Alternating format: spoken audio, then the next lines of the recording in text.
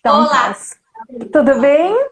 tudo bem, querida? Seja muito bem-vinda. Muitíssimo Muito boa tarde obrigada. para as meninas que estão entrando aqui para ter essa tarde boa com a gente. Até que enfim essa live saiu, né, Priscila? Até que enfim. Gente, eu queria agradecer a presença de todos, agradecer a Thalita por ter tirado esses minutinhos para falar com a gente aqui.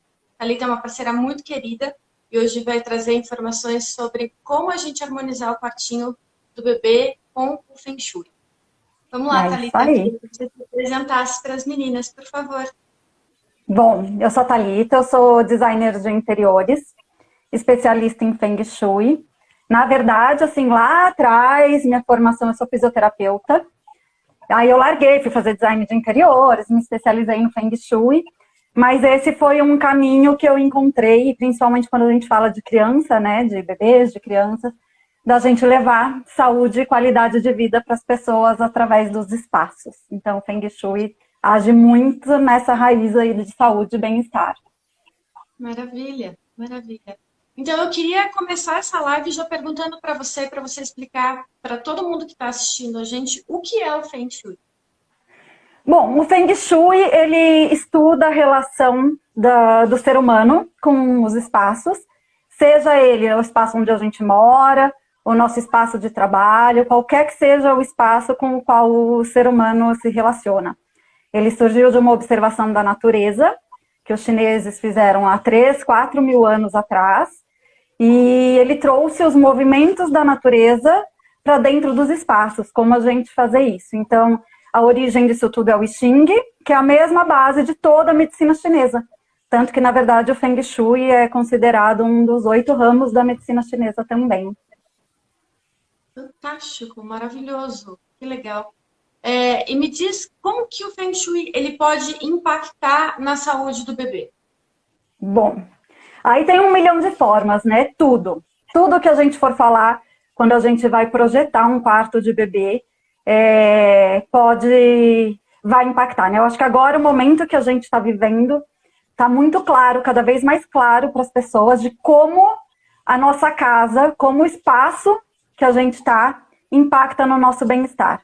Eu falo que agora, assim, nesse momento de pandemia, eu acho que o Feng Shui veio para ficar, porque as pessoas, de fato, começaram a perceber essa influência e não só perceber a influência, mas perceber também o quanto é bom a nossa casa promover saúde e bem-estar, porque até então a gente vivia tão num piloto automático, de casa, trabalho, na nossa rotina, tão envolvido na nossa rotina, que as pessoas não se davam conta nem do quanto o espaço impactava e nem da importância disso.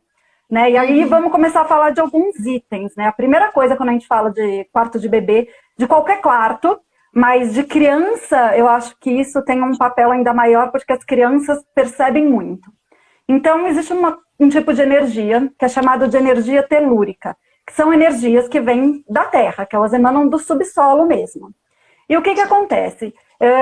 Essas energias é como se fosse uma malha energética da Terra, e elas formam pontos onde essas energias se cruzam, e em cima desses pontos de cruzamento não é bom ninguém dormir. Não porque é uma energia ruim, a gente tem esses pontos de cruzamento em todos os locais, e não é que é ruim, mas ele vibra numa frequência diferente do nosso corpo. Ou seja, quando a gente vai dormir, nosso corpo está numa frequência que ele precisa descansar, recompor energia para o dia seguinte. E quando a gente está nessa vibração diferente, o nosso corpo não descansa, ou seja, dormir em cima desses pontos deixa a gente muito doente. E quando eu falo que as crianças, elas percebem muito isso, e o bebê, mais do que tudo, já reparou, você com certeza já ouviu falar daquelas histórias da mãe que coloca o bebê para dormir no berço e ele acorda do outro lado. Aí você põe o bebê para dormir naquele local, ele dá a volta no berço inteiro e acorda do outro lado. O que acontece? Todos nós nascemos com essa percepção. Os animais têm essa percepção. Então, animais não dormem em cima desses pontos, é só que nós, seres humanos, com toda a urbanização que veio, a gente perdeu essa sensibilidade, né? Nem todos, muita gente percebe. E as crianças nascem com essa percepção. Só que aí imagina, você põe, a criança acorda do outro lado. Você põe, a criança acorda do outro lado. Só que chega uma hora que automaticamente o bebê pensa, digamos assim, bom, se todo dia eu saio daqui e me colocam aqui de novo, é porque o certo e o bom é esse. E aí cresce, aí às vezes fica aquele bebê que fica muito doente, aquele bebê que não dorme, que chora muito. Eu peguei um caso desse, de uma moça de Goiânia, de Goiânia não, ela é de Goiás, do interior de Goiás, e que ela mudou para uma casa e ela tinha uma bebê de 1 ano, mais ou menos. E quando ela mudou para essa casa, a bebê dela parou de dormir, não dormia mais, chorava a noite inteira e começou a ficar muito doente, coisa que essa bebê não tinha, em 3 meses. A gente fez a consultoria de Feng Shui para o parto, mudamos a posição do berço, acabou. Em 15 dias, essa bebê dormia a noite inteira e não tinha mais nada, não pegava nem mais gripe. Então, sempre numa consultoria qualquer, uma consultoria residencial, sempre o primeiro passo que a gente faz é a detecção desses pontos de energia telúrica, para ver onde a gente vai posicionar a cama. Então, esse é o ponto principal, porque é o ponto de saúde. Assim, a base de tudo é a saúde, né? Quando a gente tem saúde, a gente tem tudo. Quando falta saúde, todo o resto fica prejudicado. Então, o primeiro ponto é esse. A gente escolhe a posição do berço ou da cama baseada nas energias telúricas. Segundo ponto que a gente pode pensar em posicionamento de berço, né? Falando de layout, todo mundo que vai montar o quartinho do bebê, a primeira coisa é montar esse layout, essa distribuição dos móveis. No Feng Shui, a gente tem uma coisa muito importante que é chamada posição de comando, que é quando a gente se posiciona no comando do espaço. O que é isso? É quando a gente, deitado na cama, ou no caso o bebê no berço, tem a visão geral de tudo que acontece no quarto. Ninguém pega ele de surpresa. E basicamente o que é isso? A gente tem a visão da porta de entrada, ter o controle de quem entra, de quem sai. Então, às vezes, quando você pega criança muito medrosa, criança assustada, criança que não dorme bem, às vezes é simplesmente pelo fato dela estar posicionada de costas para a porta. O nosso cérebro fica em alerta. Imagina o homem da caverna lá atrás. Você acha que quando ele estava ali na natureza, ele podia dormir de costas para a entrada da caverna? Não, porque podia chegar um animal, qualquer pessoa de outra tribo chegar para atacar. Então, isso a gente tem até hoje, o nosso cérebro é primitivo lá de trás, que quando a gente se posiciona de costas para a porta de entrada, o nosso cérebro ele tem que ficar em alerta. Ele não relaxa, ele não descansa, então isso pode atrapalhar também a qualidade do nosso sono. Fora tudo isso, tem a questão de cor, de iluminação, da distribuição dos objetos, tudo isso ainda que vai ter influência sobre os nossos bebês. Entendi. Bom, então, já que a gente está falando aí da posição do berço, explica pra gente um pouquinho qual seria a melhor posição de berço, então. Aonde seria a melhor posição para colocar o bercinho? Basicamente... Uma pergunta na outra. O berço e as cores. Você falou de uma coisa ou de outra, talvez você já possa emendar tudo. Tá, já vou emendar tudo, então. Então, o berço, basicamente, numa posição onde o bebê tenha a visão da porta. Tá? Isso vale para adultos também. Eu tô falando de bebê porque às vezes as pessoas acham... A gente acredita dentro do Feng Shui que tudo que a gente tem na nossa casa vai se manifestar na nossa vida de alguma forma. Então, a partir do momento que a gente tem o controle do ambiente que a gente tá, a gente tem também o controle da nossa vida. E muita gente acha que num bebê isso não vai ter influência nenhuma. Porque, é um bebê, como é que ele vai ter o controle da vida? Sim, mas ele tendo o controle do espaço dele ali, ele vai ter um sono mais confortável, vai ser uma criança mais tranquila, porque o cérebro pode descansar, ele pode relaxar. Então, se a gente for falar assim, a melhor posição é sempre na diagonal oposta da porta de entrada, com visão da porta. Então, quanto mais longe da porta e com visão da porta ele tiver, melhor. Mais tranquilo esse bebê vai ficar. Sempre, outra coisa importante, com uma parede sólida atrás, nunca debaixo da janela, com uma cabeceira na janela, porque a cabeceira na janela, ela te coloca também numa posição de vulnerabilidade, onde você pode ser atacado pelas costas a qualquer momento. Então, pode gerar aquela criança que cresce com medo e nem sabe por quê. Fora que, falando de bebê, a gente já evita colocar embaixo da janela por causa da corrente de ar, que também é algo que pode deixar essa criança mais doentinha. E falando de cor, também, a gente tem que pensar que os ambientes, os cômodos na nossa casa, eles vão funcionar como os órgãos do nosso corpo. Então, cada um tem a sua função. E a gente tem que respeitar a função de cada ambiente. Quando a gente fala do quarto, a gente sempre vai colocar como a função do descanso, do repouso, da gente recompor nossas energias. Só que hoje, é claro, a gente com os espaços cada vez menores, a gente tem ambientes com múltiplas funções. Então, esses órgãos passaram a assumir, às vezes, funções que não são deles, e a gente precisa equilibrar tudo isso. O que acontece com o quarto das crianças, o quarto dos bebês? Além de ser o local onde eles descansam, é o local que eles brincam, é o lugar que a gente tem para colocar tudo que é para desenvolver, tudo que é para distrair. Então, a energia da brincadeira, né, do desenvolvimento, que é uma energia super yang, é diferente de uma energia da energia do descanso, que acho que pede um ambiente mais de energia mais yin, falando entre conceitos de yin e yang, onde a gente tem que conseguir esse equilíbrio. Então, o que a gente tem que tomar cuidado no quarto com relação às cores? Vamos para a primeira função dele. A principal função é esse bebê dormir, é o descanso. Então, a gente tem que pensar em cores que promovam o repouso, que promovam o descanso. Então, trabalhar com os tons mais claros, os tons mais neutros, tom de azulzinho, verdinho, amarelinho, aquelas cores mais tranquilas.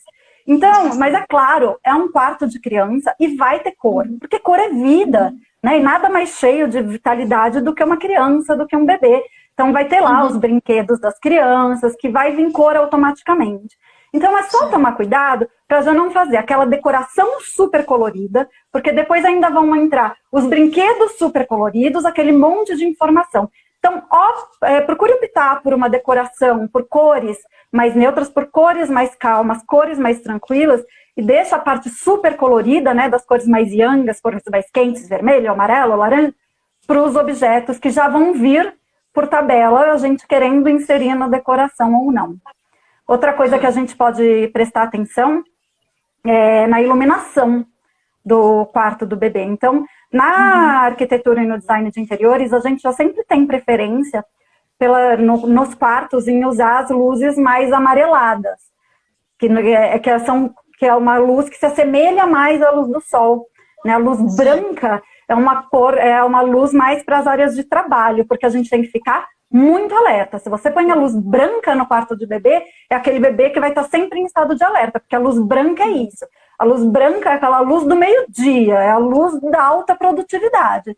Então, quando a gente trabalha com a luz mais amareladinha, a gente começa a trazer a cor, sabe a cor do sol da tarde, que é aquela luz mais amarela, aquela cor de luz mais alaranjada, porque é a hora que o nosso corpo começa a produzir os hormônios do descanso. Então, é isso que a gente quer para o nosso bebê. Então, até trabalhar com a luz dimerizável no quarto do bebê pode ser uma boa opção, porque você vai regulando a quantidade de luz conforme o horário do dia para ir ajudando no ritmo circadiano desse bebê.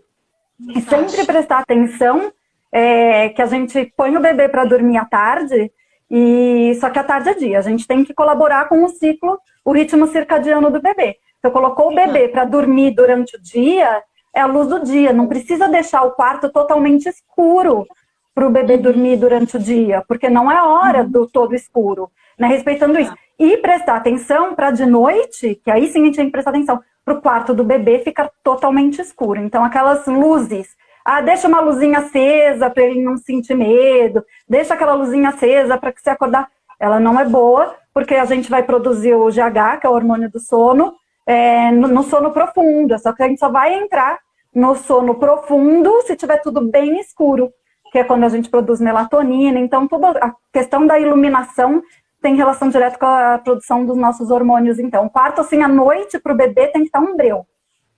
Aquelas luzinhas pitiquinhas de bichinhos, mas não são bem-vindas durante a noite. Durante o dia, ok.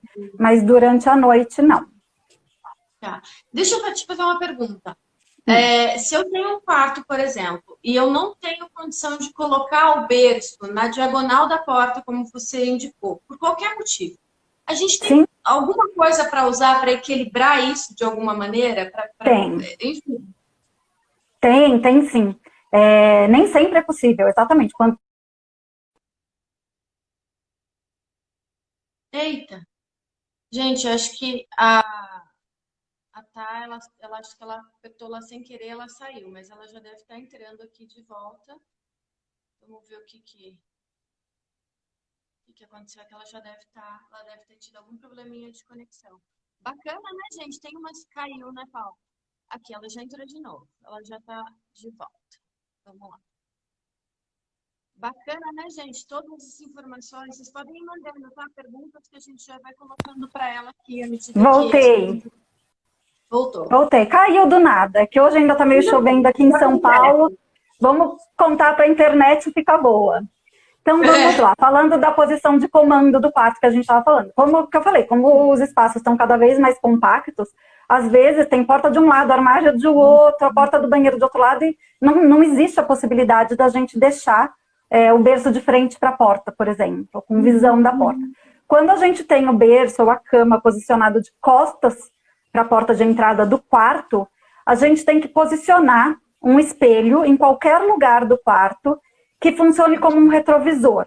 Um espelho onde eu deitado da cama, né, mas pensando que seja o bebê, ele tenha a visão de quem entra e quem sai do espaço. Eu sempre comparo isso, a posição de comando do quarto, com como a gente dirigindo um carro.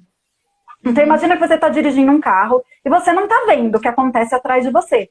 Então para isso você precisa dos retrovisores. Experimenta dirigir sem retrovisor. Você vai dirigir dura, tensa, porque você não sabe o que está acontecendo ali atrás de você. Quando você tem um espelho retrovisor, por mais que ele seja um espelho pequeno, ele não precisa ser um espelho gigante, mas ele te dá a visão do que acontece ali atrás, você não precisa olhar nesse espelho o tempo inteiro, mas o seu cérebro ele tem a tranquilidade de que a hora que você precisar, a hora que você quiser, tá ali.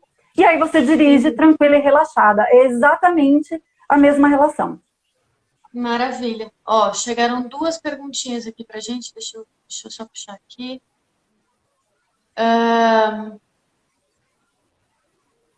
A Célia... desculpa.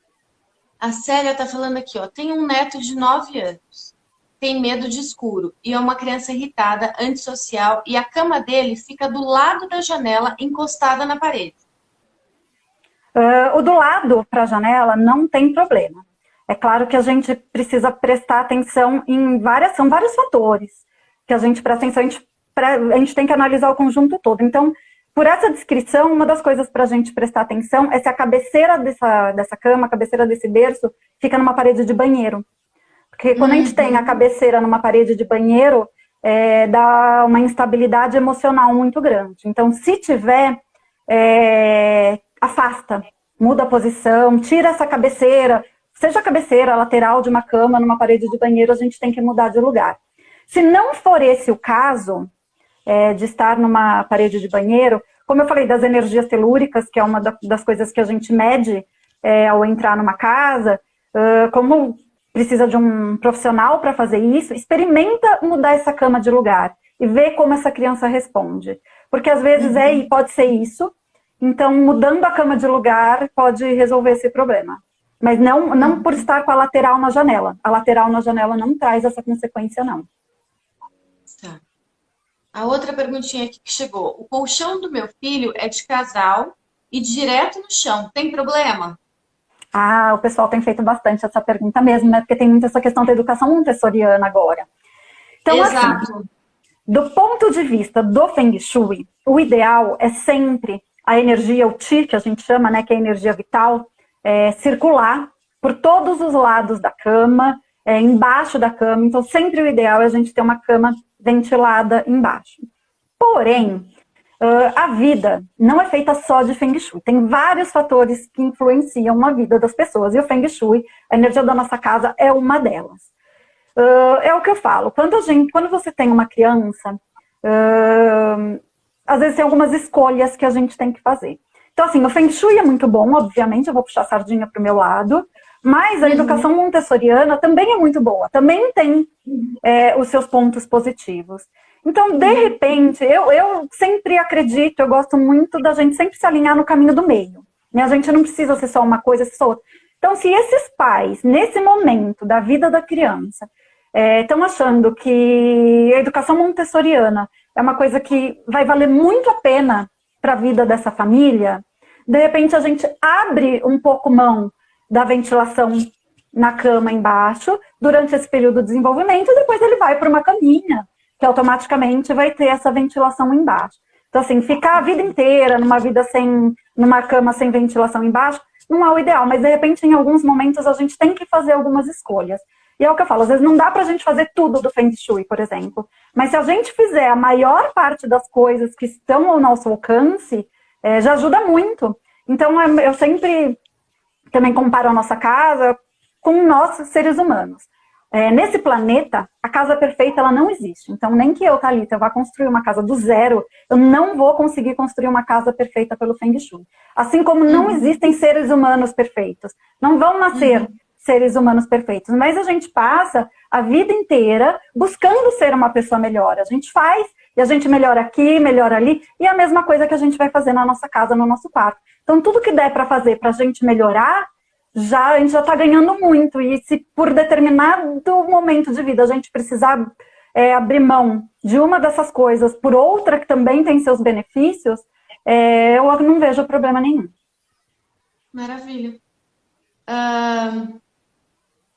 A gente falou, é uma pergunta que veio para a gente aqui, acho que você já comentou sobre isso, que tem problema do berço ficar na direção do banheiro, né? Tanto a cama, o berço... Cama, berço, exatamente.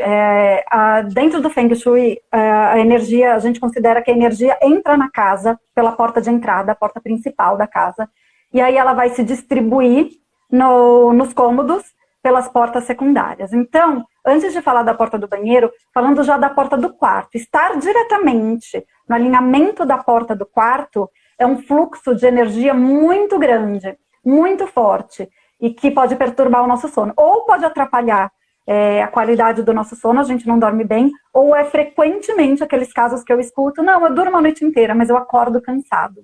É um desgaste energético que promove dormir diretamente no alinhamento da porta. Teve um caso que eu peguei uma vez, era uma criança, que ela tinha uma síndrome que dava gagueira. E ela dormia exatamente nesse alinhamento da porta. Lá o quarto era grande, a gente conseguiu mudar a posição da cama da criança.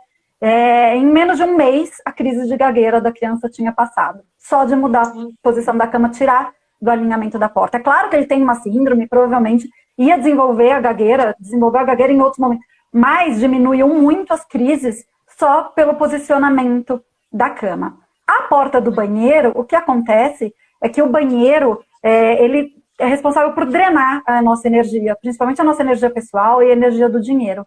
Vamos pensar que lá atrás, os banheiros eles eram fora das casas, aí a gente trouxe o banheiro para dentro das casas e para piorar, a gente trouxe o banheiro para dentro do quarto, né? Mas é um local que drena muita energia. Então, sempre que a gente puder evitar alinhar a cama com a porta do banheiro, também é bom. Agora, mesma coisa que você vai me perguntar, e quando não dá? Porque aí você tem, às vezes, a porta do quarto, a janela, a porta do banheiro, a parede do banheiro, e aí onde é que eu posiciono? Quando não tem como, aí a gente sugere pendurar aquelas esferas de cristal, aquelas bolas de cristal do Feng Shui mesmo, na porta do banheiro, porque aí o cristal ajuda a conter a energia do banheiro no banheiro, e não drenar a sua. E aí, na hora de dormir, sempre a porta fechada, a porta do banheiro fechada. Eu vi um post seu essa semana falando sobre isso. Exatamente. Que é a porta do banheiro fechada, eu vi. Legal. Exatamente. Principalmente quando o banheiro é dentro do quarto. Aí é mais importante ainda. Outra coisa importante de decoração, que eu não falei antes que eu esqueça, falando da decoração do quarto do bebê, que é muito comum, é evitar prateleiras, armários em cima da cama, principalmente em cima da cabeça. Tá? Isso daí também. Peguei um caso, era uma menina de 6 anos, que ela se queixava de muita dor de cabeça. Ela tinha um nicho decorativo com ursinhos, né, em cima da cabeça dela. E a mãe me falou, ela queixa de muita dor de cabeça.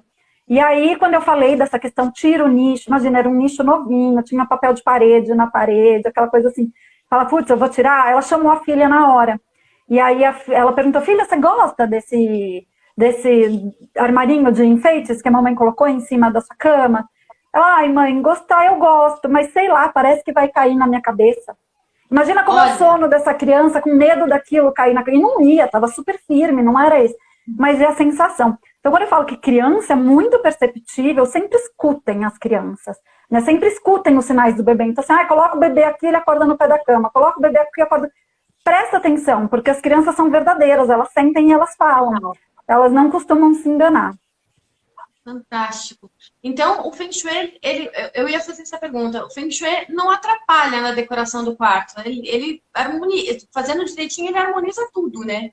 Sim, e eu sempre falo que fazer Feng Shui, deixar sua decoração, na verdade, ainda melhor.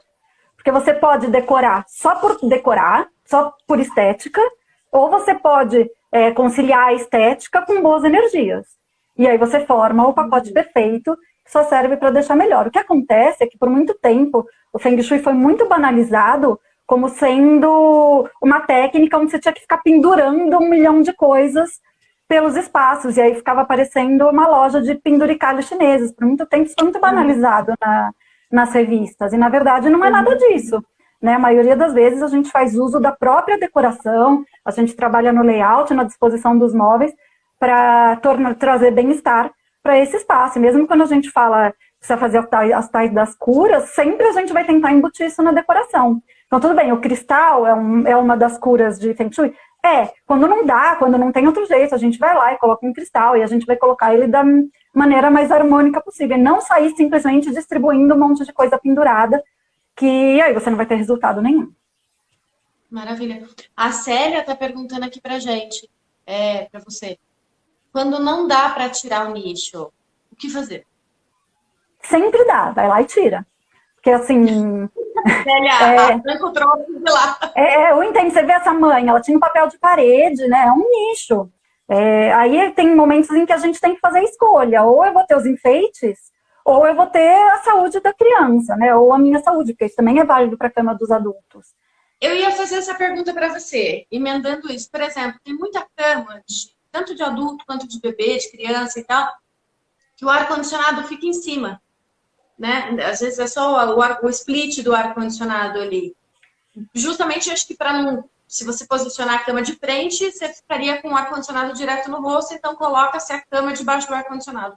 Isso também é um fator de desequilíbrio? Então, o ar-condicionado, ele já fica uma coisa mais ali no alto, e o ar-condicionado, ele é tão preso, que ele não dá a menor sensação de que vai cair. Já perguntei para várias pessoas, porque já foi dúvida entre nós, consultoras de Feng Shui também, de que se o ar-condicionado seria um problema. Mas ninguém relata essa sensação com o ar-condicionado. E ele é uma coisa que está lá mais no alto. Então, a gente chegou à conclusão que quanto mais baixo, pior.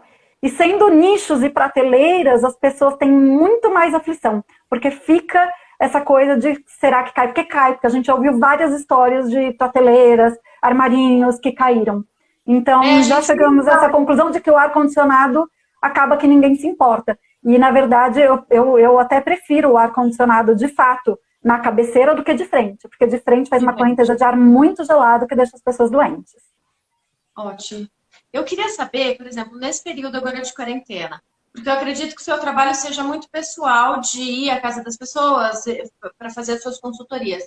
É possível a gente fazer uma consultoria de Feng Shui pela internet? Como que é feito? Se é possível, como você faz isso? Sim, super possível. No momento, eu só estou trabalhando com consultoria online, mesmo para as pessoas aqui de São Paulo. O trabalho online já é um trabalho que eu faço normalmente para fora de São Paulo, mas agora mesmo em São Paulo a gente está fazendo só as consultorias à distância. É a mesma coisa. O que vai diferenciar? Quando eu vou ao local, eu estou vendo as coisas ali com os meus próprios olhos, fazendo minhas anotações.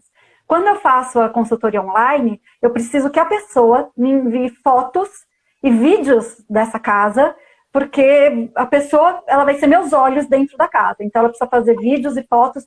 Quanto mais detalhado, melhor, para eu não perder nada.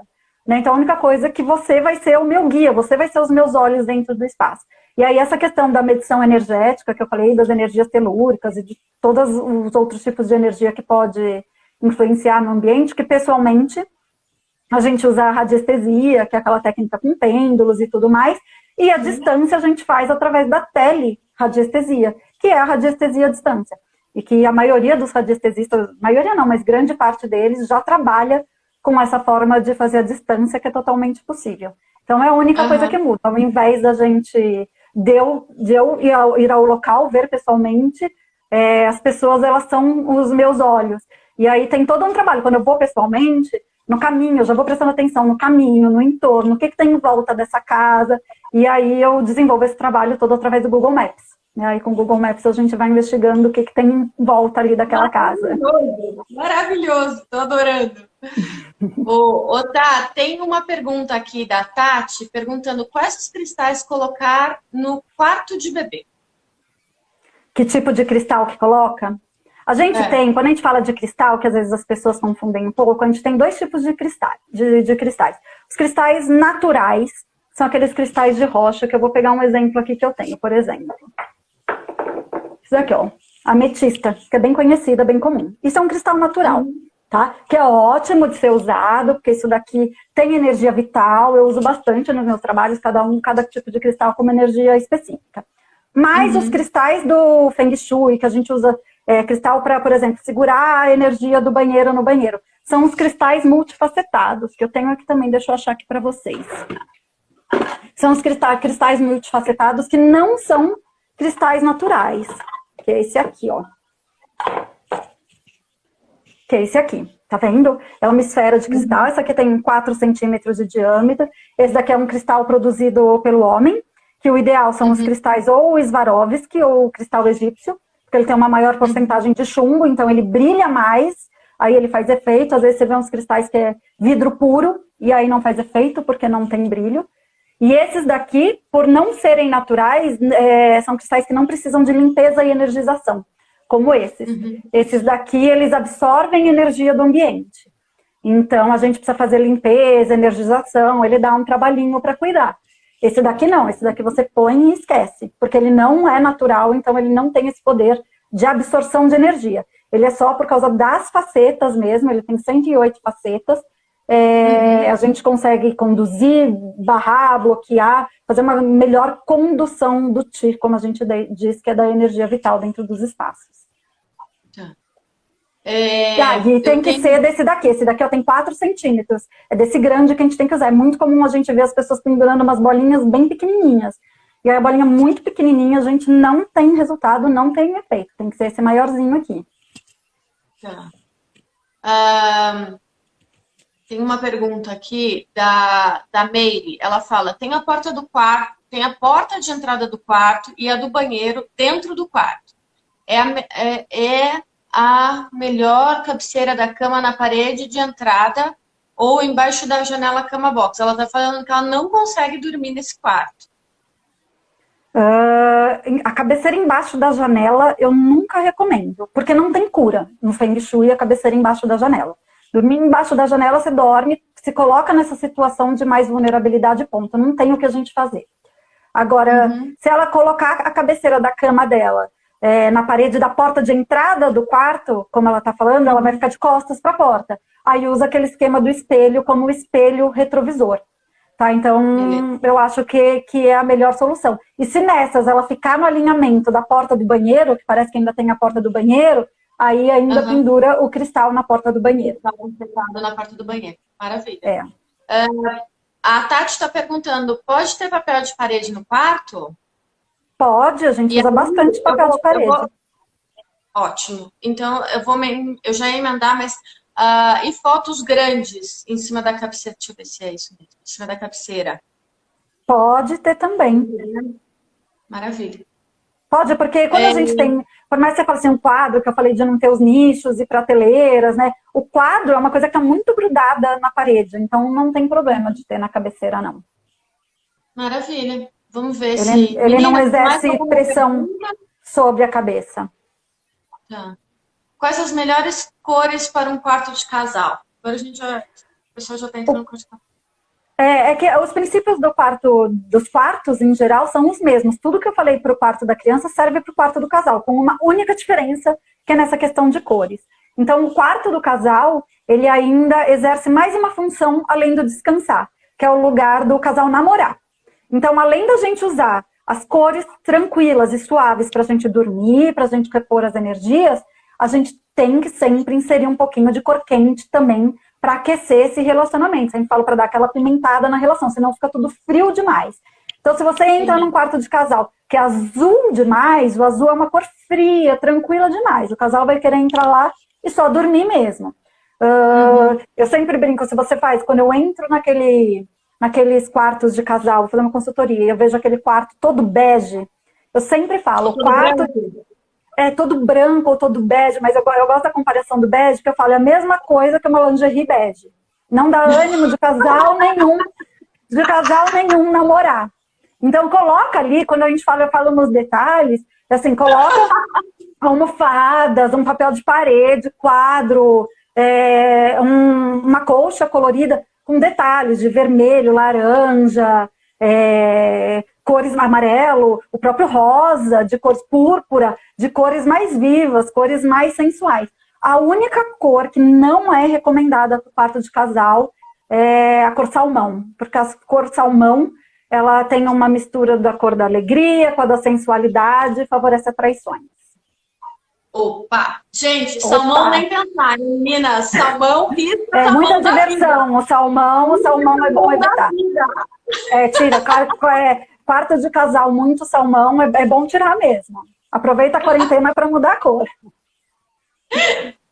Que legal. Ó, vamos para a última pergunta aqui. A tabela chinesa é confiável? Que tabela chinesa? Qual que é a tabela chinesa? Responde aí pra gente que eu já te explico. Só colocou isso pra gente. Menina, eu queria saber se tem mais alguma dúvida também com relação ao quartinho do bebê. Foi uma delícia a Thalita ter dado uma pincelada aqui no quarto de casal, foi bom também. Bom, até porque a maternidade, né, a gente tem essa questão da parte do casal namorar, que é muito afetada também, né, pós-maternidade. Então é bom a gente tomar cuidado do nosso quarto também. Que vê o sexo do bebê pela data de nascimento. Não sei te dizer. Eu sei que muita gente usa esse método, mas de verdade isso eu não sei te dizer se essas tabelas funcionam ou não. Também aquela história de sentar na colher e no garfo. Já ouviu falar dessa simpatia? Não. Antigamente, quando a pessoa ficou grávida, você falava assim, eu quero descobrir o sexo. Não existia sexagem fetal. Aí vamos descobrir o sexo do bebê. Põe um garfo e uma colher debaixo de uma almofada. Onde eu sentasse, se eu sentasse na colher, era mulher, se eu sentasse no garfo, era homem. Eu não preciso nem dizer que deu errado, né? Eu sentei na colher. 50% de chances de acertar, né? Tem uma outra coisa importante quando a gente fala de quarto, e que é um tema cada vez mais em alta. Como o Feng Shui, ele surgiu da observação da natureza, e ele, quer queira, quer não, ele consiste em a gente trazer os movimentos da natureza para dentro dos nossos espaços, por isso que tem a questão dos 5 elementos, dos 5 movimentos da natureza. Trabalhar, quanto mais elementos naturais a gente levar para os espaços, mais bem-estar a gente promove. Tá? Então, aquela luz que eu falei que se assemelha mais à luz do sol, é uma forma da gente se aproximar da natureza. Ter plantas no quarto é sempre muito bem-vindo, inclusive no quarto do bebê. As plantas têm energia vital. Flores também, todo mundo se sente bem, se sente feliz onde tem flores. Sempre lembrando, as plantas, de forma geral, elas têm que estar bonitas, com vitalidade. Se tá aquela planta seca, esturricada, ela traz energia contrária, né? Que não é uma energia vital, é uma energia já de morte. E quando eu falo energia de morte, não é uma energia de que vai morrer, é uma energia já baixa, padrão vibratório baixo. Então, às vezes fica aquela coisa, não é bom ter planta dentro do quarto. Não, pelo contrário, é muito bom. As plantas ainda ajudam a regular a umidade do quarto, melhora a qualidade do ar interno. Quando a gente tem um ar interno com uma qualidade melhor, a gente dorme melhor. Então, ter planta no quarto também é sempre muito bem-vindo. E quando eu falo de materiais naturais, aproveitar para usar cestos de fibra de verdade, não uma fibra de mentira. Vamos usar roupa de cama, de algodão e não sintético. Então, tudo isso também é forma da gente levar a natureza para dentro dos espaços. Maravilhoso. Vamos a mais 2 perguntinhas aqui, que daqui a pouco a nossa live cai. Uma das mães aqui para cima perguntou, guardar a roupa de bebê que não serve mais debaixo da cama, tem problema? O problema da gente guardar o que não serve mais embaixo da cama é só uma questão de ficar gerando energia estagnada, ou seja, energia parada embaixo da cama.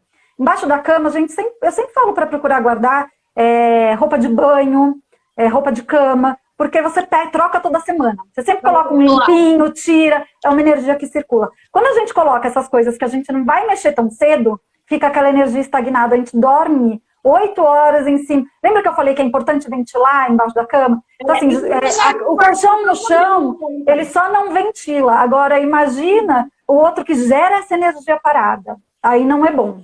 Agora, assim, só tem esse lugar para guardar, tudo bem, tira de vez em quando, movimenta essa energia, não põe lá e larga. Entendi. E isso serve para o quarto de casal também, né? Também serve para qualquer pessoa. Coisa debaixo da cama, beleza. Casaco de viagem que usa uma vez a cada 2 anos. Ah lá, travesseiro, pode?